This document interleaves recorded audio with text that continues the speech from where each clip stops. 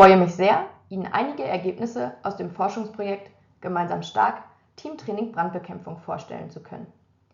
Dieses Projekt haben Corinna Peifer und Fabienne Aust vom Institut für Psychologie an der Universität zu Lübeck gemeinsam mit Vera Hagemann und Lena Heinemann von der Universität Bremen aus dem Fachgebiet Wirtschaftspsychologie und Personalwesen sowie Mike Holz von der Berufsfeuerwehr Köln durchgeführt. Wir haben uns dabei mit der Teamarbeit in Brandschutzeinsätzen beschäftigt und ein Training entwickelt, was der Stärkung der Teamarbeit dient. Im Rahmen dieser Präsentation werde ich, Fabienne Aust, zusammen mit Lena Heinemann zunächst das Teamtraining vorstellen und dann über die Effekte berichten, welches das Teamtraining gebracht hat. Starten möchte ich mit ein paar Zitaten. Im Rahmen des Projektes haben wir Interviews mit erfahrenen Einsatzkräften geführt und sie unter anderem gefragt, was für sie Teamarbeit ausmacht und was für eine gute Zusammenarbeit wichtig ist. Dabei zeigte sich, dass das Absprechen untereinander sehr relevant ist, damit das Wissen im Team geteilt werden kann. Gerade vor entscheidenden Situationen, wie zum Beispiel dem Betreten einer brennenden Wohnung, sollte kurz Rücksprache hinsichtlich der Strategie gehalten werden. Auch hilft es während des Einsatzes, andere Teamkameraden zu bestärken, indem man sie zum Beispiel lobt oder vielleicht beruhigend auf die Schulter klopft. Insgesamt zeigt sich also, dass die Teamarbeit im Einsatz essentiell ist und dies Einsatzkräften auch sehr bewusst ist. Dennoch kommt es bei Einsätzen immer wieder zu kritischen Situationen oder Unfällen. Im Jahr 2019 wurden fast 40% der gemeldeten Unfälle bei der Feuerwehrunfallkasse Mitte im Bereich der Brandbekämpfung registriert. Häufig sind menschliche Fehler und gerade auch die Zusammenarbeit untereinander die Ursache für kritische Situationen oder Unfälle. Eine Stärkung der Teamarbeitsprozesse kann dazu führen, dass kritische Situationen seltener auftreten und effektiver gelöst werden können, sodass Unfälle verhindert werden. Dabei spielen verschiedene Prozesse, die während der Teamarbeit auftreten, eine Rolle. Zum einen sollte die Kommunikation trainiert werden. Die Kommunikation ist im Einsatz unverzichtbar. Für alle Beteiligten ist es wichtig, dass Informationen zur richtigen Zeit an die richtige Person gegeben werden, damit Entscheidungen getroffen und Strategien angepasst werden können. Ein Ausbleiben der Kommunikation kann dazu führen, dass andere Teamarbeitsprozesse, wie zum Beispiel Koordination oder Führung, nicht mehr funktionieren. Bei der Koordination ist es besonders wichtig, dass jedem Teammitglied seine Rolle bewusst ist und die verschiedenen Aufgaben aufeinander abgestimmt werden. Wenn die Schritte bei der Aufgabenausführung nicht ineinander greifen, kann dies zu Zeitverzögerungen führen oder auch dem Auslassen von wichtigen Arbeitsschritten. Auch das Entscheidungsverhalten kann in die Teamprozesse eingeordnet werden. Es ist wichtig, dass Informationen, die für eine Entscheidung benötigt werden, an die entsprechende Person weitergeleitet werden. Auf der anderen Seite ist es wichtig, dass getroffene Entscheidungen transparent an alle Teammitglieder kommuniziert werden. Ähnliches gilt für den Bereich der Führung. Die Führungskraft sollte Struktur geben und klare Anweisungen erteilen. Auch sollte die Führungsperson das Team motivieren und bei Rückfragen unterstützen. Als letztes möchte ich noch kurz auf die Situation Awareness eingehen. Dieses beschreibt den Prozess, dass die Reize aus der Umwelt wahrgenommen werden. Dabei ist es besonders wichtig, dass Personen ihre Wahrnehmungen mit den anderen Teammitgliedern teilen. Wenn ich zum Beispiel eine Person am Fenster sehe, die um Hilfe schreit, dann sollte ich dies den anderen Teammitgliedern mitteilen. Auch wenn für mich die Situation in dem Moment ganz klar und eindeutig erscheint, ist ein anderes Teammitglied vielleicht in eine andere Aufgabe vertieft und nimmt die Person nicht wahr. Durch das Teilen der Information entsteht ein gemeinsames Bild der Lage. Teamarbeitsprozesse können im Gegensatz zu anderen Umweltstressoren explizit trainiert werden. Es kann nicht verhindert werden, dass im Einsatz beispielsweise die Sicht durch Rauch eingeschränkt ist oder Einsatzkräfte der Hitze ausgesetzt werden. Umso wichtiger ist es, dass Faktoren, die man beeinflussen kann, trainiert werden. Und dazu gehören die Teamarbeitsprozesse. Diese können eigentlich schon gezielt in der Brandschutzausbildung trainiert werden. Allerdings ist dies in den Ausbildungsrichtlinien bisher nicht fest verankert. Dementsprechend ist das Ziel dieses Projekts die Entwicklung, Implementierung und Evaluation eines Trainings zur Stärkung von Teamarbeitsprozessen, welches auf die Ausbildung bei der Feuerwehr zugeschnitten ist. Das geschieht in einem Zeitrahmen von 3 Jahren und 10 Monaten und wird von der Deutschen Gesetzlichen Unfallkasse gefördert. Durch die Verbesserung der nicht-technischen Fertigkeiten soll der Stress im Einsatz reduziert und Unfällen vorgebeugt werden. Dabei ist es uns besonders wichtig, dass das Teamtraining auf die Bedarfe bei der Feuerwehr ausgerichtet ist. Das heißt, dass Übungen, Fallbeispiele und weitere Trainingsinhalte explizit an den Feuerwehrkontext angepasst sind und Inhalte behandeln, die im Alltag von Einsatzkräften bei der Brandschutzbekämpfung relevant sind. Gerne würde ich nun das Teamtraining kurz vorstellen. Dabei werde ich zunächst kurz über die Entwicklung des Trainings berichten und dann über die Inhalte und die Organisation. In einem ersten Schritt mussten wir herausfinden, welche Stressoren und Ressourcen bei der Teamarbeit in der Feuerwehr überhaupt vorkommen und im Arbeitsalltag der Einsatzkräfte relevant sind.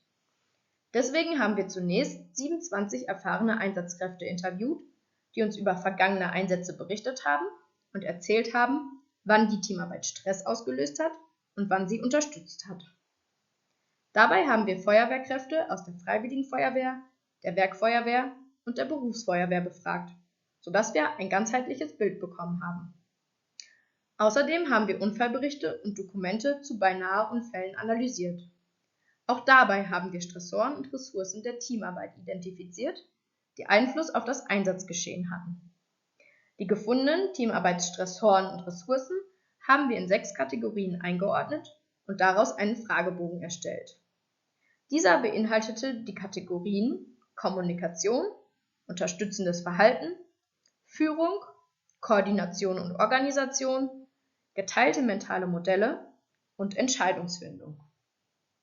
Der Fragebogen wurde deutschlandweit verteilt und die Einsatzkräfte sollten angeben, wie häufig solche Stressoren und Ressourcen überhaupt im Einsatzalltag vorkommen und wenn sie vorkommen, wie sehr sie stressen oder unterstützen.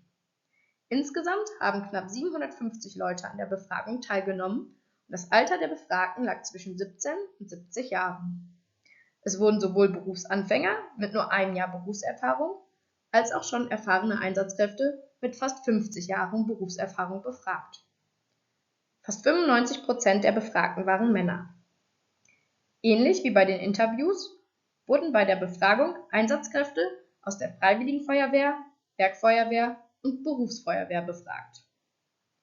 Ich werde nun einen kleinen Überblick über die Stressoren und Ressourcen geben, die häufig im Arbeitsalltag der Einsatzkräfte auftauchen und besonders stressend oder unterstützend wirken und die wir dementsprechend bei der Planung des Trainings insbesondere berücksichtigt haben. Auf dieser Folie ist mit den blauen Säulen dargestellt, wie häufig die Stressoren aufgetaucht sind. Dabei haben wir eine Skala von 1 bis 5 benutzt, wobei 1 bedeutet, dass der Stressor noch nie erlebt wurde und 5, dass er immer, also in jedem Einsatz erlebt wird. Die roten Säulen stellen dar, wie stark stressend der jeweilige Stressor wahrgenommen wurde. 1 bedeutet dabei, dass es nicht stressend wirkt und 5, dass es sehr intensiv stresst. Wie man hier sehen kann, tritt der Stressor der Aufgabenverteilung am häufigsten auf. Das heißt, es kommt relativ häufig vor, dass in den Einsätzen nicht ganz klar ist, wer welche Aufgabe hat, oder aber es gibt ein Missverhältnis. Jemand hat ganz viele Aufträge gleichzeitig, während der andere gerade nichts zu tun hat. Die Menge an Informationen war ein weiterer Stressor, der relativ häufig erlebt wurde. Das bedeutet, dass ein Teammitglied zum Beispiel zu wenig Informationen hat. Es kann aber auch vorkommen, dass ein Teammitglied so viele Informationen erhält, dass nicht mehr klar ist, welche Information davon überhaupt relevant ist. Das kann auch zu Überforderung führen. Auch das Verhalten von Führungspersonen und von Teamkameraden wurde relativ häufig als Stressor wahrgenommen. Hektisches Verhalten von Führungskräften und von Teammitgliedern kann sich dabei auf andere Teammitglieder übertragen. So können einzelne Personen durch ihr hektisches Verhalten dafür sorgen, dass das gesamte Team gestresst ist. Stressoren, die zwar etwas seltener vorkommen, aber besonders stressend wirken, gibt es im Bereich der Struktur und Hierarchie. Der Stressor umfasst den Aspekt, dass nicht ganz klar ist, wer welche Anweisungen gibt, oder aber es gibt von verschiedenen Seiten unterschiedliche, sich widersprechende Anweisungen. Außerdem wirkt es besonders stressend, wenn Teamkameraden ihre Aufgaben nicht zuverlässig durchführen. Ein Spezialfall sind die Standards und Sicherheitsmaßnahmen. Es tritt sehr selten auf, dass diese nicht beachtet werden. Das heißt, meistens halten sich alle an Standards und Sicherheitsmaßnahmen. Aber wenn Standards nicht eingehalten werden, dann stresst dies auch sehr stark. Bei den Ressourcen zeigte sich, dass die Ressourcen, die häufig erlebt werden, auch besonders unterstützend wirken. Außerdem konnten wir in unserer Umfrage feststellen, dass Ressourcen der Teamarbeit deutlich häufiger wahrgenommen werden als Stressoren. Das ist ein sehr schönes Ergebnis, da es zeigt, dass im Einsatz Teamarbeit häufig als unterstützend wahrgenommen wird. Bei den Standards und Sicherheitsmaßnahmen zeigt sich, dass diese häufig eingehalten werden und das als sehr unterstützend erlebt wird. Das stützt die Aussagen zu den Stressoren in diesem Bereich. Auch die Zuverlässigkeit von Teamkameraden hilft sehr bei der Durchführung des Einsatzes. Und ein weiterer wichtiger Punkt ist das Wissen über Fähigkeiten und Verhalten von Teamkameraden. Dabei war immer wieder ein Aspekt, den wir auch in den Interviews hatten, dass man die Teammitglieder kennen sollte und dann auch besser einschätzen kann, wie sie sich in bestimmten, zum Teil stressigen Situationen verhalten. Auf dieser Grundlage haben wir dann das Training konzipiert, was ich nun genauer vorstellen werde. Das Training besteht aus 3 verschiedenen Säulen. Zunächst gab es einige Teile im Unterrichtsraum. Da wurden vor allem theoretische Inputs, Fallbeispiele und Übungen durchgeführt. Zur direkten Anwendung der neu gelernten Inhalte haben wir dann kurze Einsatzübungen durchgeführt. In verschiedenen Szenarien konnten die Teilnehmenden dann die Erkenntnisse aus den Klassenraummodulen im simulierten Einsatz anwenden. Außerdem haben wir ein Debriefing entwickelt, welches vor allem auf das Nutzen von Teamarbeitsprozessen eingeht und nicht nur die technischen Aspekte abdeckt.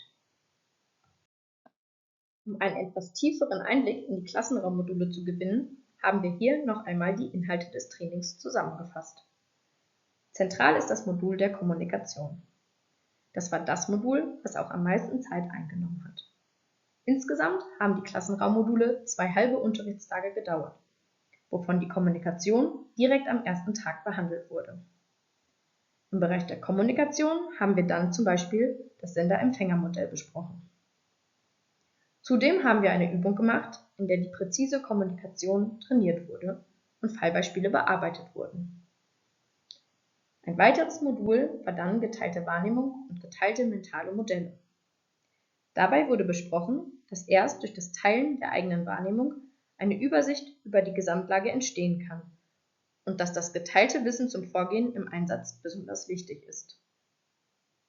Das dritte Modul war dann Kooperation und Unterstützung. Da ging es vor allem darum, zu erkennen, wann ist mein Teamkollege gestresst und braucht vielleicht meine Unterstützung. Woran kann ich das erkennen und was kann ich in solchen Situationen machen? Außerdem hatten wir noch das Modul Entscheidungsfindung. Hierbei ging es vor allem darum, die Entscheidungsstrukturen kennenzulernen und auch Möglichkeiten zu erkennen, wann im Entscheidungsprozess selbst mitgewirkt werden kann. In dem letzten Modul wurde das Thema Führung behandelt. Da wir das Training mit Auszubildenden der Feuerwehr gemacht haben, ging es dabei nicht um die Gruppenführung bzw. wurde kein Führungskräftetraining durchgeführt.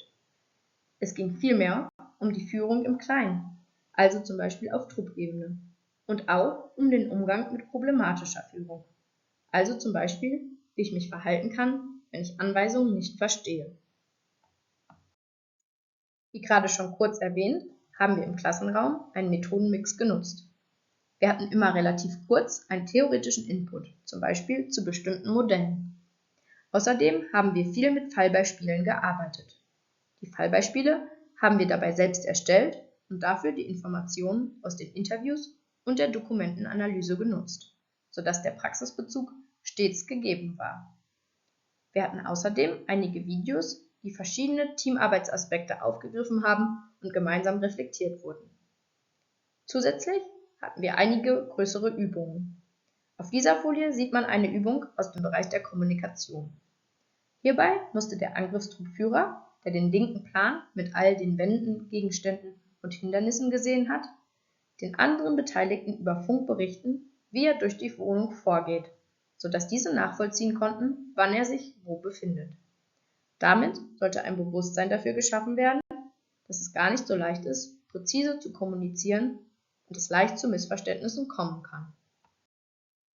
Nach den Modulen im Klassenraum wurden dann, wie gerade schon kurz erwähnt, Einsatzübungen durchgeführt.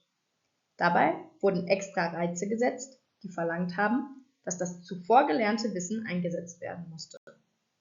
Die Auszubildenden konnten sich nach dem Klassenraummodul Punkte auf einem Merkzettel aufschreiben, die sie für besonders wichtig empfunden haben und die sie in der Einsatzübung anwenden wollten. Also zum Beispiel: Heute will ich besonders laut und deutlich sprechen. Nach der Übung konnten sie selbst bewerten, ob das geklappt hatte oder nicht. Zusätzlich gab es eine neue Form des Debriefings. Das wurde zusätzlich zum technischen Debriefing durchgeführt und dabei wurden die Auszubildenden insbesondere gefragt, was hinsichtlich der Teamarbeit funktioniert hat. Bei Problemen in der Teamarbeit sollten sie selbstständig Lösungsstrategien ableiten und konnten sich dabei auf die Trainingsinhalte beziehen. Kommen wir nun zu den Ergebnissen und fangen erstmal mit der Bewertung der Klassenraummodule an. Und zwar haben wir erstmal die Reaktion der Auszubildenden auf die Klassenraummodule abgefragt. Hier haben wir auf der positiven Seite die Rückmeldung bekommen, dass es ein sehr wichtiges Thema ist, das wir besprechen, dass der Unterricht recht modern gestaltet war, dass es den Teilnehmenden Spaß gemacht hat und auch praxisorientiert war. Es gab immer auch ein bisschen Kritik. Manche haben gesagt, wir brauchen mehr Pausen und wir brauchen mehr Praxis. Das ist, denke ich, immer ein Aspekt, wenn man Inhalte im Klassenraum anbietet. In dem Moment ist es nicht so praktisch, als wenn man eine Einsatzübung durchführt. Eine Rückmeldung, die für uns ganz interessant war, kam zum Zeitpunkt der Durchführung dieses Teamtrainings. Teilweise haben die Teilnehmenden sich gewünscht, dass es sogar noch früher in der Ausbildung durchgeführt wird, damit man das Gelernte während der Ausbildung noch mehr einbauen kann und auch direkt umsetzen kann. Wir haben direkt nach den Klassenraummodulen auch einen Fragebogen mit den Teilnehmenden durchgeführt, in dem sie verschiedene Aspekte bewerten konnten.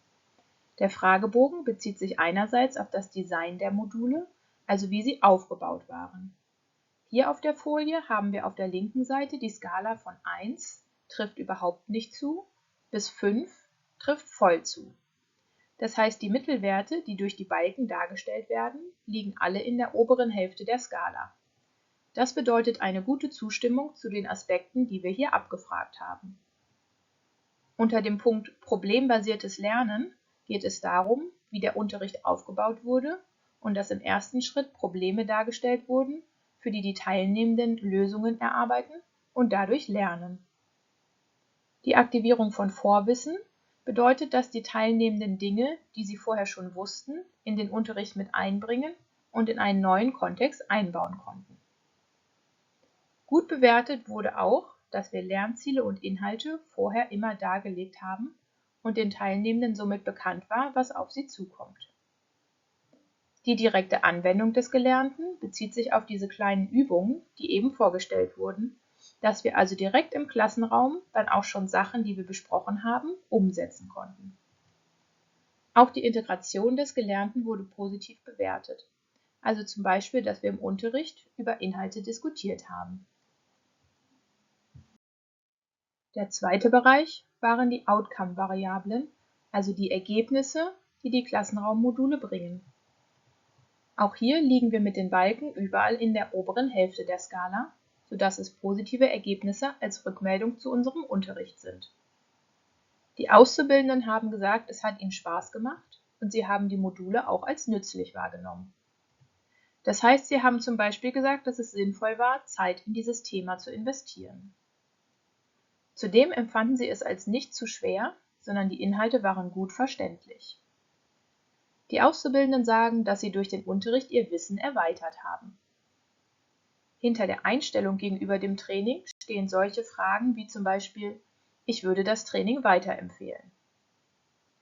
Insgesamt zeigt die direkte Bewertung der Auszubildenden in beiden Bereichen sehr zufriedenstellende Ergebnisse. Wir wollten das Ganze aber auch noch weiter bewerten, indem wir die Effektivität des Trainings wissenschaftlich gemessen haben.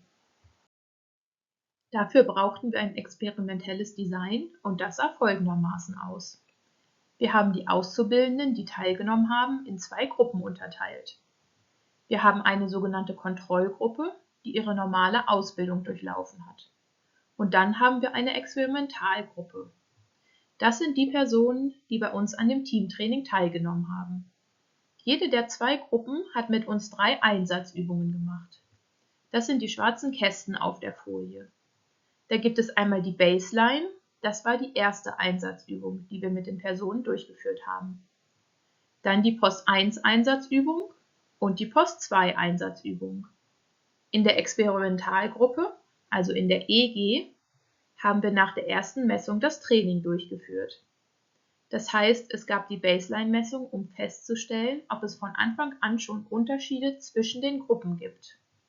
Denn im Prinzip gehen wir davon aus, dass die Experimentalgruppe und die Kontrollgruppe am Anfang gleich sind. Wenn wir dann einen Effekt des Trainings sehen wollen, machen wir eine Messung nach dem Training zum Post-1-Zeitpunkt. So können wir vergleichen, ob sich die Gruppe mit dem Training, die Experimentalgruppe, stärker verbessert hat als die Gruppe ohne das Training. Daraus können wir dann ableiten, dass das Training einen gewissen Effekt hatte oder eben auch nicht. Dafür brauchen wir die Kontrollgruppe, damit wir auch sehen können, wie sich eine Gruppe verändert, die das Training nicht bekommen hat, um dann festzustellen, ob das Ganze auch langfristige Effekte hat, haben wir nach 6 Monaten die letzte Messung durchgeführt, die Post-2-Messung. Eine Messung an sich sah dann so aus. Es gab zuerst einen Fragebogen zu unterschiedlichen Einstellungen, den die Auszubildenden für uns ausgefüllt haben. Circa eine Woche danach haben wir die Einsatzübung durchgeführt. Während der Einsatzübung haben wir die Auszubildenden beobachtet und gefilmt. Ursprünglich war es der Plan, sie in der Einsatzübung direkt zu beobachten und hinsichtlich der Teamarbeitsprozesse zu bewerten. Da haben wir aber schnell gemerkt, dass das nicht realistisch ist. Die Einsatzszenarien waren zu anspruchsvoll, als dass wir die Beobachtungsbögen währenddessen ausfüllen konnten. Dementsprechend sind wir schnell dazu übergegangen, alles zu filmen und dann im Nachhinein die Videos anzugucken und dabei das Beobachtungssystem auszufüllen. Nach der Einsatzübung gab es nochmal einen kurzen Fragebogen mit Fragen zur Einsatzübung. Da ging es darum, wie etwas gelaufen ist, also zum Beispiel, wie die Auszubildenden selber ihre Leistung bewerten oder wie sie die Teamarbeit empfunden haben. Im Anschluss gab es eine Einsatznachbesprechung. Zusätzlich haben wir immer zu 4 Messzeitpunkten Cortisolproben erhoben. Dafür steht das CP auf den Folien zu den Zeitpunkten 1 bis 4. Cortisol ist ein Indikator für Stress, den man im Speichel messen kann. Das heißt, die Auszubildenden haben jeweils ein Watteröllchen bekommen, auf dem sie herumkauen durften. Diese lassen sich dann dahingehend auswerten, wie hoch der Stress bei jeder Person war und wie schnell er wieder abgeflacht ist. Also wie schnell nach der Einsatzübung die Stresswerte sich wieder erholt haben. Kommen wir zu den Ergebnissen. Wir können in diesem Rahmen nicht auf alles eingehen, sondern wir haben exemplarisch einige aussagekräftige Ergebnisse ausgewählt. Als erstes wollen wir auf die Ergebnisse der Beobachtung schauen. Vorweg ein Auszug aus dem Beobachtungsbogen, den wir benutzt haben. Der ist sehr kleinteilig aufgebaut, damit wir das teamarbeitsbezogene Verhalten möglichst objektiv festhalten und bewerten konnten. Schauen wir uns zum Beispiel mal die Kategorie Situation Awareness und darin das Element Erkennen und Verstehen an. Der erste Verhaltensmarker heißt, teilt seinen Teammitgliedern Abweichung von Normalzuständen einer Situation mit. Das ist etwas, was wir nutzen, wenn in der Einsatzübung zum Beispiel auf einmal Hilfeschreie auftauchen. Dann können wir hier bewerten, ob eine Information über die Hilfeschreie weitergegeben wird. Daraus lässt sich ableiten, dass jemand die Situation erkennt, versteht, was da passiert und es auch mit den Teamkameraden teilt, damit das ganze Team Bescheid weiß. So hatten wir ganz viele Verhaltensmarker in verschiedenen Kategorien, die wir im Einzelfall bewerten konnten und haben am Schluss dann einen Gesamtwert pro Kategorie daraus gebildet. Das heißt, jedes Team hatte am Schluss zum Beispiel einen Wert für Situation Awareness. In der Auswertung hat sich gezeigt, dass es große Unterschiede zwischen dem Angriffstrupp und dem Rest des Teams gibt. Deswegen haben wir entschieden, die Gruppe für die Auswertung nochmal weiter zu unterteilen. Das heißt, es gibt ein inneres Team, das ist für uns der Angriffstrupp, der überwiegend im Gebäude arbeitet. Und es gibt das äußere Team, das sind der Maschinist, der Wassertrupp und gegebenenfalls der Schlauchtrupp, also die Trupps, die überwiegend außerhalb des Gebäudes arbeiten. Die Voraussetzungen für das innere Team, also den Angriffstrupp, sind ganz andere, da sie zum Beispiel unter Nullsicht arbeiten müssen, was die Teamarbeit erschwert. Die Auswertung sieht dann folgendermaßen aus. Das ist jetzt das Beispiel für die Situation Awareness. Auf der linken Seite haben wir das innere Team. Das heißt, die linke Abbildung bezieht sich auf den Angriffstrupp. Und die rechte Abbildung bezieht sich auf das äußere Team, also den Maschinisten, den Wassertrupp und den Schlauchtrupp in unserer Einsatzübung.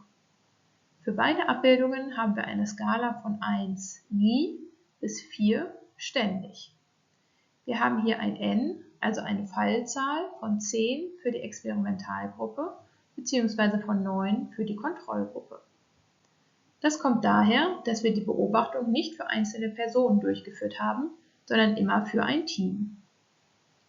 In der Experimentalgruppe haben wir also 10 verschiedene Teams beobachtet.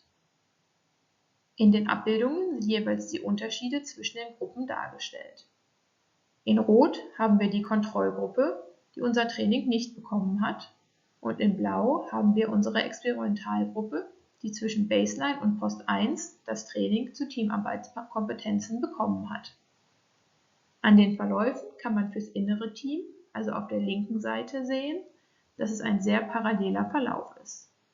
Das heißt, beide Gruppen, die Kontrollgruppe und die Experimentalgruppe, haben sich verbessert von Baseline zu Post 1 und zu Post 2. Da es keine Unterschiede zwischen den Gruppen gibt, können wir nicht davon ausgehen, dass das Teamtraining einen Effekt hatte. Auf der rechten Seite, also für das äußere Team, sieht es etwas anders aus. Hier sehen wir, dass sich die Experimentalgruppe, also die blaue Linie, zwischen Baseline und Post 1 stärker verbessert hat als die Kontrollgruppe. Statistisch zeigt sich im äußeren Team eine große Effektstärke. Das ist ein Hinweis darauf, dass sich ein Effekt zeigen würde, wenn wir diese Studie mit mehr Personen durchführen würden. Den gleichen Aufbau sieht man hier für eine andere Kategorie des Beobachtungssystems. Das ist die Entscheidungsfindung, die wir in den Einsatzübungen auch beobachtet haben. Hier sieht man ein ganz ähnliches Bild. Im inneren Team, also auf der linken Seite, verläuft es sehr parallel. Im äußeren Team auf der rechten Seite kann man einen kleinen Effekt erkennen, dass die Experimentalgruppe in Blau sich von Baseline zu Post 1 etwas stärker verbessert als die Kontrollgruppe. Auch hier zeigt sich in der statistischen Auswertung wieder die große Effektstärke, die darauf hinweist, dass sich ein Effekt zeigen würde, wenn wir diese Studie mit mehr Personen durchführen würden. Eine weitere Kategorie, die wir in der Einsatzübung beobachtet haben, war Kommunikation. Hier sieht man vom Verlauf her in beiden Abbildungen, dass diese nicht parallel verlaufen, sondern recht unterschiedlich sind.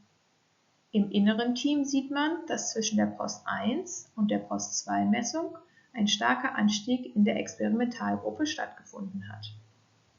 Beim äußeren Team sieht man, dass die Experimentalgruppe von Baseline zu Post 1 stärker ansteigt als die Kontrollgruppe. Innen und außen haben wir eine große Effektstärke, die darauf hindeutet, dass der Effekt des Trainings sich bestätigen würde, wenn wir die Studie mit mehr Personen durchführen würden. Ein weiterer Aspekt war die Kooperation. Hier haben wir auch innen und außen eine große Effektstärke gefunden. Von den Verläufen her gab es im inneren Team einen leichten Anstieg der Experimentalgruppe in der Messung direkt nach dem Training. Dieser Anstieg hielt aber nicht an, sondern fiel zur letzten Messung wieder auf das Ausgangsniveau ab. Im äußeren Team sieht man, dass die Experimentalgruppe sich insgesamt etwas besser entwickelt und dieser Unterschied zur Kontrollgruppe ist signifikant. Das bedeutet, dass wir hier einen Effekt des Trainings vorliegen haben. Ähnlich ist es auch bei der Führung. Hier haben wir ebenfalls innen und außen eine große Effektstärke gefunden. Allerdings sieht man hier nur im äußeren Team, dass die Experimentalgruppe sich von Baseline zu Post 1 stärker verbessert. Im inneren Team sind die Verläufe recht parallel. Zusammengefasst haben wir im äußeren Team also immer eine etwas bessere Entwicklung der Experimentalgruppe, die wir auf das Teamtraining zurückführen können. Im inneren Team ist es nicht so eindeutig. Aber bei Kommunikation und Kooperation zeigt sich auch hier ein positiver Effekt des Trainings. Insgesamt schließen wir daraus, dass es im äußeren Team anscheinend etwas einfacher ist, die Inhalte aus dem Teamtraining umzusetzen. Wie eben beschrieben, sind die Herausforderungen der Trupps recht unterschiedlich. Und wenn Truppmitglieder sich gegenseitig sehen können, vereinfacht das zum Beispiel die Kommunikation und somit auch das Umsetzen der Trainingsinhalte. Der Angriffstrupp ist deutlich mehr Stress ausgesetzt und bräuchte deswegen mehr Übung, um mehr Verbesserungen aus dem Training ziehen zu können. In dieser Studie haben wir zusätzlich zu den Beobachtungen auch den physiologischen Stressmarker Cortisol erhoben. Cortisol kann dabei im Speichel nachgewiesen werden und ist ein Marker für die Aktivierung des Körpers. Hohe Cortisolwerte sind dabei aber nicht generell als negativ zu bezeichnen, da es in Stresssituationen teilweise sogar notwendig ist, dass der Körper aktiviert wird. Das sieht man auch an den Cortisolwerten, die wir im Rahmen dieser Studie gemessen haben. Diese sind teilweise sehr hoch, sind aber auch als Reaktion auf eine stark stressende Situation entstanden. Da sich die Kontroll- und Experimentalgruppe nicht hinsichtlich der Cortisolwerte unterschieden haben, haben wir auf den folgenden Folien immer die Werte für die gesamte Gruppe dargestellt. Das heißt, wir haben nicht in Kontroll- und Experimentalgruppe aufgeteilt. So kann man den Verlauf, den Cortisol in den Einsatzübungen genommen hat, gut nachvollziehen. Das bedeutet auch, dass das Teamtraining keinen Einfluss auf die Cortisolwerte in den Übungen hatte. Das kann auch daran liegen, dass die körperlichen und psychischen Anforderungen in der Einsatzübung generell auf einem sehr hohen Niveau waren, sodass die Teamarbeit diesen Wert nicht stark genug beeinflussen konnte. Es zeigten sich jedoch, wie bei den Beobachtungsdaten, deutliche Unterschiede zwischen dem inneren und dem äußeren Team. Dementsprechend haben wir die Daten danach aufgeteilt. In dieser Abbildung sieht man den Verlauf des Cortisols in der ersten Einsatzübung. Wichtig ist, dass das alles Stresswerte aus einer einzigen Einsatzübung im Verlauf sind und nicht, wie bei dem NTS-System eben, die 3 verschiedenen Einsatzübungen beinhaltet. Die Baseline-Messung fand direkt vor der eigentlichen Einsatzübung statt, die T1-Messung direkt danach und die T2- und T3-Messung in einem Abstand von jeweils 15 Minuten. Dadurch konnten wir sowohl die Reaktion auf die Einsatzübung untersuchen, als auch die Erholung nach der Übung. Insgesamt zeigt sich, dass das innere Team, welches mit der blauen Linie dargestellt ist, einen deutlichen Anstieg des Cortisols zwischen den ersten beiden Messzeitpunkten hat. Das heißt, dass in der Einsatzübung das Stresshormon höher war als davor. Nach der Übung sind die Cortisolwerte dann wieder abgesunken und waren nach einer halben Stunde wieder auf dem Niveau der Baseline. Im äußeren Team sind die Cortisolwerte kontinuierlich abgefallen. Das heißt, dass vor der Übung die Stresswerte sogar höher waren als in der Übung selbst. Das ist ein Anzeichen dafür, dass der Ausblick auf die Einsatzübung allein schon stark stressauslösend wirkt. In der Übung waren die Anforderungen an das äußere Team dann anscheinend gut beherrschbar, sodass der Stress gesunken ist. Insgesamt liegen die Werte in einem relativ hohen Bereich. Die zweite Einsatzübung scheint insgesamt weniger stressauslösend gewesen zu sein. Schon zur Baseline waren die Werte geringer als bei der ersten Einsatzübung. Das kann daran liegen, dass die Auszubildenden den Ablauf schon besser kannten und besser einschätzen konnten, was sie erwartet. Im inneren Team ist das gleiche Muster wie zur Einsatzübung 1 zu beobachten, also ein Anstieg von der Baseline bis zum Zeitpunkt T1. Danach kann man den Abfall der Werte erkennen. Das äußere Team hat im Gegensatz zur Einsatzübung 1 in diesem Falle auch einen Anstieg des Stresshormons zwischen der Baseline und der Messung direkt nach der Übung. Das kann ein Hinweis dafür sein, dass diese Einsatzübung für das äußere Team mit mehr Anforderungen verbunden war als die erste Einsatzübung. Also, dass die Szenarien generell nicht das gleiche Schwierigkeitsniveau hatten und dementsprechend unterschiedlich stark Stress ausgelöst haben. Auch für die dritte Einsatzübung ist ein sehr ähnliches Muster zu beobachten. Insgesamt muss bei den Ergebnissen berücksichtigt werden, dass die Cortisolwerte sehr stark zwischen den Personen variiert haben. Das lässt sich auch an den großen Fehlerbalken erkennen. Das sind die dünnen Linien, die zu den jeweiligen Messzeitpunkten nach oben und unten abgehen. Diese stellen dar, wie groß eine Standardabweichung ist. In dem Bereich dieser Linien befinden sich ca. 68% der Werte von den Auszubildenden. Das heißt, bei der Baseline lagen im inneren Team 68% aller Werte zwischen 9 und 40 Nanomol pro Liter. Die großen Schwankungen zeigen sich auch in den Minimal- und Maximalwerten, die hinsichtlich des Cortisols erreicht wurden. Bei dieser dritten Übung schwankten beispielsweise die Baseline-Werte im inneren Team zwischen 2 Nanomol pro Liter und 57 Nanomol pro Liter. Das spricht dafür, dass die Werte stark von der Person abhängig sind. Kommen wir jetzt zu den Ergebnissen aus den Fragebögen, also den Einschätzungen der Auszubildenden selbst. Wir wollten auch wissen, was die Auszubildenden selbst sagen, wie das Ganze für sie funktioniert hat. Konnten sie die Trainingsinhalte anwenden? Wir haben die Auszubildenden gefragt, ob sie die Inhalte aus dem Teamtraining in der anschließenden Einsatzübung, also zu Post 1, anwenden konnten. Die Frage konnte auf einer Skala von 1 trifft überhaupt nicht zu bis 7 trifft voll zu beantwortet werden. Der Mittelwert liegt hier knapp unter 5. Das zeigt uns, dass die Inhalte, die wir im Unterricht behandelt haben, in der Einsatzübung Anwendung finden konnten. Wir haben auch gefragt, was die Auszubildenden besonders gut anwenden konnten, und da wurde immer wieder das Modul Kommunikation genannt und Ruhe bewahren. Wir haben zum Beispiel die Taktik 10 für 10 besprochen, also sich im Einsatz kurz 10 Sekunden Zeit zu nehmen, um die nächsten 10 Minuten zu planen. Das konnte in den Einsatzübungen sehr gut angewendet werden und hat dann auch dazu geführt, dass diese Werte relativ hoch waren. Bereiche, die nicht so gut angewendet werden konnten, waren vor allem im Modul Führung zu finden.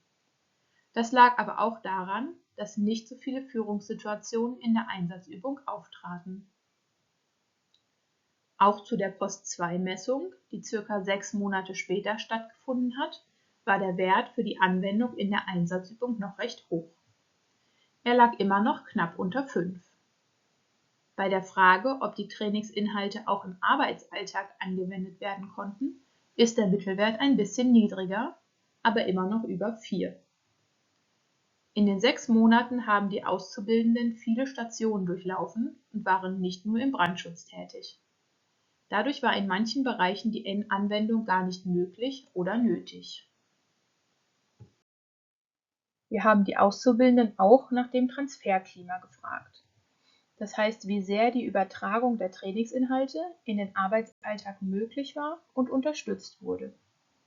Die Bewertung war auf einer Skala von 1 trifft überhaupt nicht zu bis 5 trifft voll zu möglich. Es ging um Fragen wie: Wollten die Vorgesetzten, dass das angewendet wird? Gab es Bestätigung für die Anwendung? Wurde es wertgeschätzt? Bei diesem Thema sieht man, dass vieles im mittleren Bereich um die 3 liegt.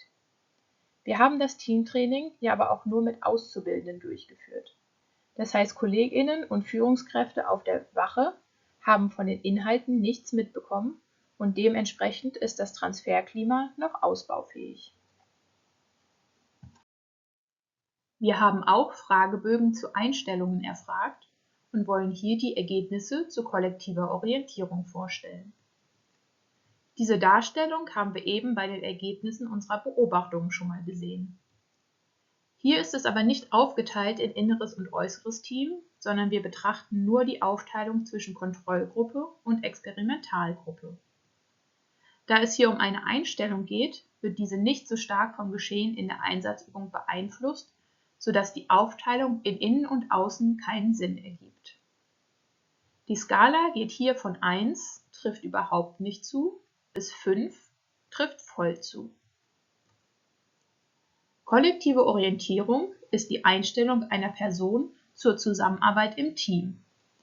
Kollektiv orientierte Personen arbeiten effektiv mit anderen zusammen, berücksichtigen den Input anderer Mitglieder und tragen zum Teamergebnis bei. Es besteht ein positiver Zusammenhang zur Koordinationsleistung und schlussendlich zur Teamleistung. Bei Feuerwehrkräften ist dieser Wert generell sehr hoch. Er liegt typischerweise über dem Mittelwert anderer Stichproben, wenn wir zum Beispiel Studierende oder andere Kontexte befragen. Man sieht hier, dass der Verlauf der beiden Gruppen recht parallel ist. Also es lassen sich keine Unterschiede zwischen den Gruppen erkennen, die wir auf das Teamtraining zurückführen könnten. Man sieht aber, dass die kollektive Orientierung im Ausbildungsverlauf in beiden Gruppen leicht abnimmt. Das heißt, es ist nicht auf das Training zurückzuführen, sondern das ist ein leichter Trend, der sich in beiden Gruppen abzeichnet. Das könnte daran liegen, dass wir die erste Messung, die Baseline, relativ am Anfang der Ausbildung haben. Da sind die Auszubildenden noch sehr motiviert, was die Teamarbeit angeht, weil sie gerade erst bei der Feuerwehr anfangen. Dann machen sie ein paar Einsatzübungen und es verläuft vielleicht nicht immer alles perfekt. Und sie merken, dass es bei der Teamarbeit nicht selbstverständlich ist, dass alles reibungslos funktioniert. Das könnte ein Grund dafür sein, dass die kollektive Orientierung leicht abnimmt. Insgesamt bleibt sie aber in einem relativ hohen Bereich. Des Weiteren haben wir Ergebnisse zum Debriefing, die wir gerne vorstellen möchten. Wie vorhin erwähnt, haben wir das Debriefing in der Experimentalgruppe anders durchgeführt, als es häufig gemacht wird, indem wir uns sehr auf Teamarbeitsprozesse bezogen haben. Auf dieser Folie sehen wir wieder die Darstellung, in der wir auf Unterschiede zwischen der Kontrollgruppe und der Experimentalgruppe gucken. Die Skala geht in beiden Abbildungen von nie bis ständig. In der Kontrollgruppe, also die rote Linie, ist einfach die ganz normale Ausbildung gelaufen und in der blauen Gruppe wurde das Debriefing mit Fokus auf die Teamarbeitsprozesse durchgeführt. Hier haben wir wie bei den Ergebnissen der Beobachtung Fallzahlen von n ist gleich 9 bzw. n ist gleich 10, da wir hier wieder die Teamebene betrachten. Auf der linken Seite ist dargestellt, inwiefern der Ausbilder sich in dem neuen Debriefing lernförderlich verhält. Lernförderlich, das sind Aspekte wie der Ausbilder hat nicht den Hauptredeanteil, sondern lässt auch die Auszubildenden ausreichend zu Wort kommen. Oder es besteht ein positives Lernklima. Wir sehen, dass in der Experimentalgruppe ein deutlicher Anstieg zu verzeichnen ist. Das heißt, dass das Verhalten des Ausbilders in der Gruppe lernförderlicher war. Dies bestätigt sich auch im lernförderlichen Verhalten der Auszubildenden, das auf der rechten Seite abgebildet ist. Hier ging es um Aspekte wie: Die Auszubildenden reflektieren selbst, was sie gelernt haben und was nicht so gut gelaufen ist. Oder sie melden sich zu Wort, wenn sie etwas nicht verstanden haben. Und auch hier zeigt sich, dass das lernförderliche Verhalten der Auszubildenden in der Experimentalgruppe deutlich ansteigt. Zu Anfang der Präsentation haben wir berichtet, dass das Projekt über einen Zeitraum von 3 Jahren und 10 Monaten gefördert wird. Das bedeutet, dass das Projekt noch bis Ende Januar 2024 weiterläuft. Gerne gebe ich Ihnen einen kurzen Einblick, was in dieser Zeit noch passieren wird. Zum einen ist ein Workshop mit der Berufsfeuerwehr Köln geplant, an dem Führungskräfte, Ausbilder, Auszubildende und andere Interessierte teilnehmen können. Gemeinsam soll diskutiert werden, wie das Trainingskonzept in die Ausbildung bei der Berufsfeuerwehr Köln langfristig integriert werden kann. Außerdem ist es uns ein besonderes Anliegen, das Trainingskonzept für die Freiwilligen Feuerwehren und Werkfeuerwehren anzupassen. Auch in diesem Zuge werden wir verschiedene Workshops mit Vertretern aus den jeweiligen Bereichen durchführen. In diesen Workshops soll besprochen werden, ob Inhalte gegebenenfalls auf den anderen Kontext angepasst werden müssen oder ob das Training organisatorisch anders aufgebaut werden muss, damit es bei den Freiwilligen Feuerwehren und den Werkfeuerwehren passend durchgeführt werden kann.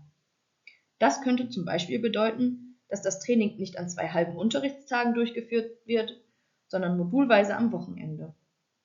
Im Rahmen des Projektes wird dann ein ausführliches Trainingshandbuch erstellt, welches veröffentlicht wird.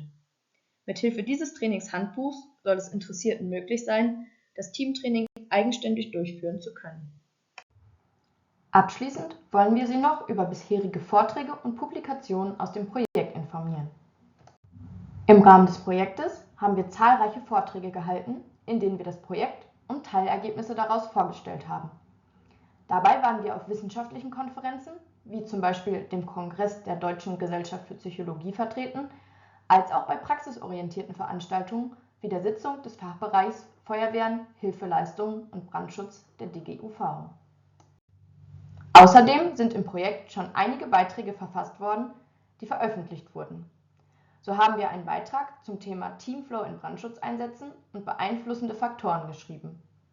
Außerdem haben wir uns mit den Zielkonflikten bei Einsatzkräften beschäftigt und den Einfluss von Debriefing auf diese. In den weiteren Veröffentlichungen haben wir das Projekt und dessen Teilergebnisse vorgestellt. Zeitnah soll es noch eine Veröffentlichung geben, welche den Fragebogen detailliert vorstellt, den wir zur Erfassung der Stressoren und Ressourcen der Teamarbeit im Brandschutzeinsatz entwickelt haben. Außerdem soll es einen Beitrag geben, der den Gesamtverlauf des Projektes mit den verschiedenen Herausforderungen zusammenfasst.